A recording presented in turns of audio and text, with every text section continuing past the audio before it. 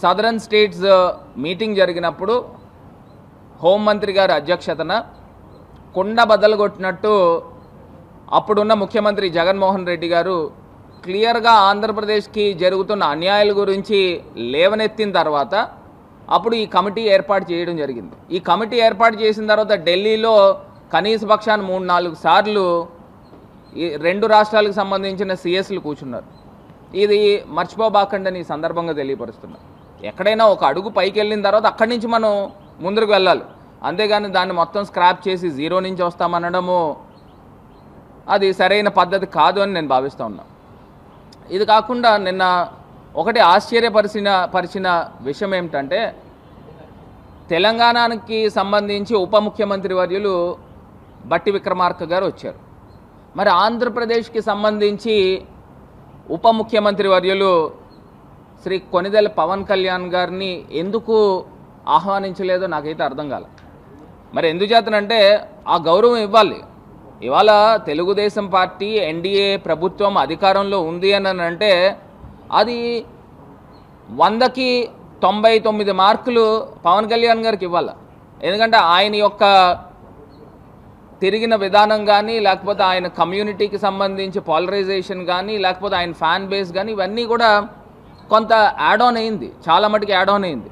మరి ఆయన్ని నెగ్లెక్ట్ చేసి నిన్న మీటింగ్ జరిగింది. ఇది ఎందుకంటే మొత్తము ప్రపంచవ్యాప్తంగా ఉన్న తెలుగువారందరూ కూడా ఈ మీటింగ్ యొక్క సారాంశం గురించి వెయిట్ చేశారు. మరి అక్కడ ఏమీ కనబడలే. మరి కనీసము కొంత ఫేస్ వాల్యూ ఉన్న పవన్ కళ్యాణ్ గారిని కూడా తీసుకుని వెళ్తే దానికి ఇంకా యాడ్ ఆన్ వాల్యూ వచ్చి ఉండేదనేది నా తాలూకా అభిప్రాయం. ఈ అంశాలతో పాటు కూడా మన విభజన చట్టంలో ఆంధ్రప్రదేశ్కి రావాల్సిన విద్యుత్ బకాయిలు ఇవాళ సుమారుగా చూస్తే 7,200 కోట్ల రూపాయలు ఉంది. మరి దాని గురించి మరి ఏం ప్రస్తావన చేశారో మరి అర్థం కాలేదు.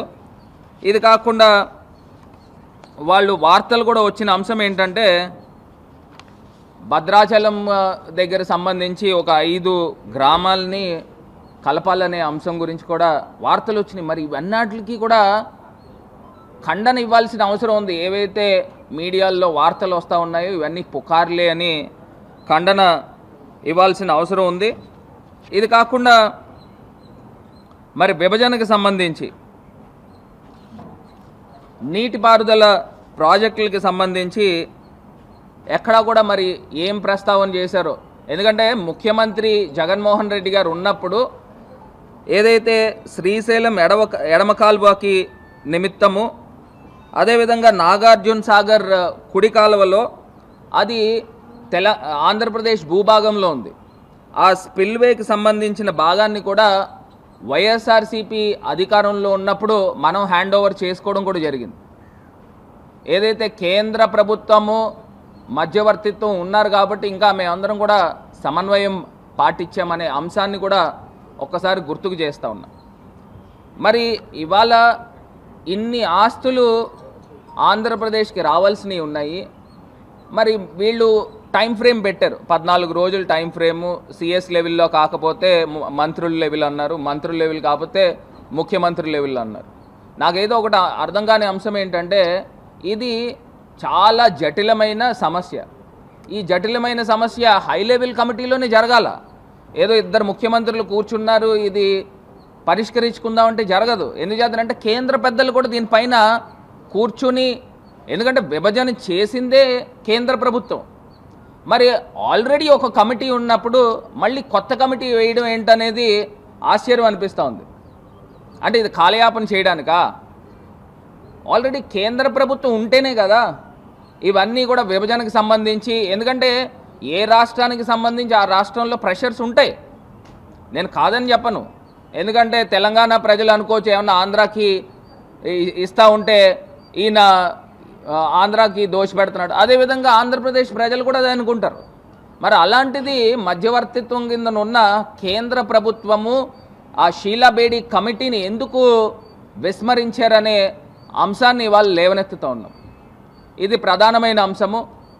సో ఖచ్చితంగా నేను గతంలో కూడా పార్లమెంటు వేదికగా నేను మాట్లాడాను. ఎందుచేతనంటే ఏపీ రీఆర్గనైజేషన్ యాక్ట్ 2014కి సంబంధించి కేవలము 10 సంవత్సరాల మటుకే దీని యొక్క పీరియడ్ ఉండడం జరుగుతుంది. మరి 10 సంవత్సరాల తర్వాత అది ఎక్స్పైర్ అయిపోతుంది. అంటే విభజనకి సంబంధించి ఆస్తుల గురించి చెయ్యొచ్చు, అయినప్పటికీ కూడా దీన్ని ఇంకొక 10 సంవత్సరాల పాటు ఎక్స్టెండ్ చేస్తే నిజంగా ఆంధ్రప్రదేశ్కి కూడా ఒక చట్ట రూపేణ ఒక అంశము మన ముందర ఉంటుంది.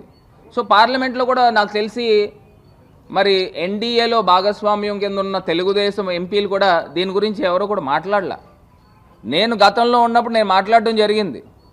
ఏపీ రీఆర్గనైజేషన్ యాక్ట్కి సంబంధించి 10 సంవత్సరాల మటుకే దీని యొక్క పీరియడ్ ఉంది.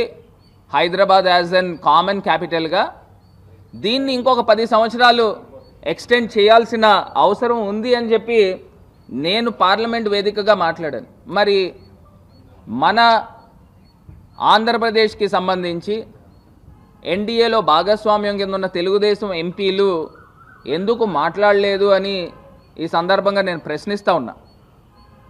ఇవన్నీ కూడా ఖచ్చితంగా నిన్న నిజంగా ఏ రకంగా అయితే గౌరవప్రదంగా 2 రాష్ట్రాల ముఖ్యమంత్రులు కూర్చున్నారో, నిన్న ప్రెస్ మీట్ కూడా చంద్రబాబు నాయుడు గారు, రేవంత్ రెడ్డి గారు కూడా కలిపి ప్రెస్ మీట్ పెట్టి ఉంటే ఇంకా ఆంధ్రప్రదేశ్ ప్రజలకి మరింత క్లారిటీ వచ్చి ఉండేదని ఈ సందర్భంగా తెలియపరుస్తూ, మరి ఏ రకమైన వార్తలు మీడియాల్లోనూ ఇక్కడ చక్కర్లు కొడతా ఉన్నాయో దానికి కూడా వివరణ ఇవ్వాలి.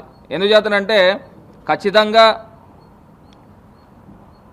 భద్రాచలం చుట్టూరు ఉన్న 5 గ్రామాలని అడిగారని మాకు ఇన్ఫర్మేషన్ ఉంది. దానిపైన అదేవిధంగా ప్రధానమైనది పోర్ట్స్ గురించి, ఆ పోర్టుల్లో భాగంగా మాకు కూడా వాటా కావాలి అని అడిగిన సందర్భం గురించి దాని గురించి కూడా వివరణ ఇవ్వాలి. మరి సాక్షాత్తు తిరుమల తిరుపతి దేవస్థానం గురించి కూడా వార్తలు వచ్చినాయి. అవి జరిగిందో లేదో నాకు తెలియదు, కానీ దీనిపైన ప్రజలకి వివరణ ఇవ్వాల్సిన అవసరము మరి 2 ప్రభుత్వాలపైన ఉంది అని కూడా ఈ సందర్భంగా తెలియపరుస్తున్నా. విభజన హామీల గురించి చర్చ తక్కువ, రవాణా గురించి లేకపోతే ఆ డ్రగ్స్ అంశాలు ఏదైతే ట్రాన్స్పోర్ట్ అవుతున్నాయన్నాయో వాటి గురించి ఎక్కువ టైం స్పెండ్ చేశారని తెలిసింది. అంటే సుమారుగా 1:45 నిమిషాల పాటు చర్చలు జరిగిన దాంట్లో ప్రధానంగా మాట్లాడాల్సిన అంశాలు ఏంటండి? షెడ్యూల్ 9కి సంబంధించి, షెడ్యూల్ 10కి సంబంధించి ఏదైతే రీఆర్గనైజేషన్ యాక్ట్లో పొందుపరిచి ఉన్నారో ఈ ఆస్తుల గురించి మరి రావాల్సిన అవసరం ఉంది. ఇది కాకుండా విద్యుత్ బకాయిలు కూడా ఎన్ని సంవత్సరాలని మనం ఆగాలనండి? ఇప్పుడు ఆంధ్రప్రదేశ్ ఇప్పటికే అన్యాయం జరిగింది, మరి వచ్చిన దాన్ని ఆ డబ్బుల్ని ఏదైనా క్యాపిటల్ ఎక్స్పెండిచర్ వాడడానికి ఉపయోగపడుతుంది కదా. మరి అదేవిధంగా రెవెన్యూ డెఫిసిట్, మరి ఇవన్నీ కూడా రావాలి అని అంటే ఖచ్చితంగా కేంద్ర పెద్దల యొక్క మధ్యవర్తిత్వంతోనే ఈ మీటింగ్ జరిగి ఉంటే ఇంకా సానుకూలంగా అంశాలు బయటకు వచ్చేవి. ఎందుకంటే ఇప్పుడు దాకా ఒక కొలిక్కి తీసుకుని వచ్చిన అంశాలని దాన్ని ముందుకు తీసుకెళ్తారు, అంతేగాని దీన్ని స్క్రాప్ చేసి మళ్ళీ మేము 0 నుంచి స్టార్ట్ చేస్తామని అంటే కరెక్ట్ పద్ధతి కాదు.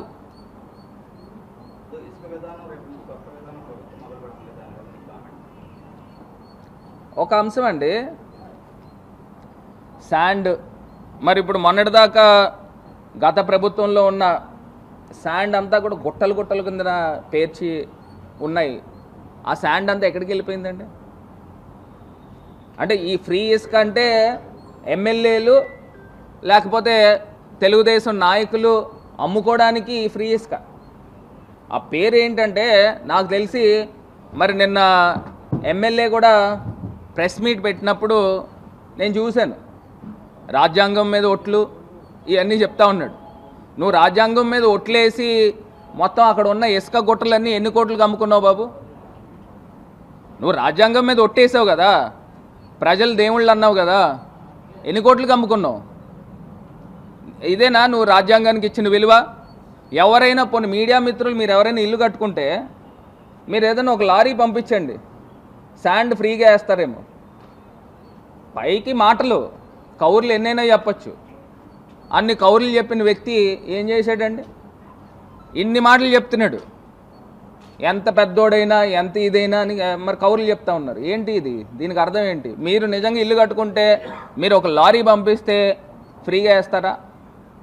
పోనీ కనీసము లోడింగ్ ఛార్జెస్ ఒకటే వేసుకుని పోనీ ఏమన్నా ఇస్తారా? కనీసం పోనీ ఒక 1000 రూపాయలు నేను డబ్బులు ఇస్తాను నాకు ఫ్రీగా ఇవ్వండి అని అంటే ఇస్తారా?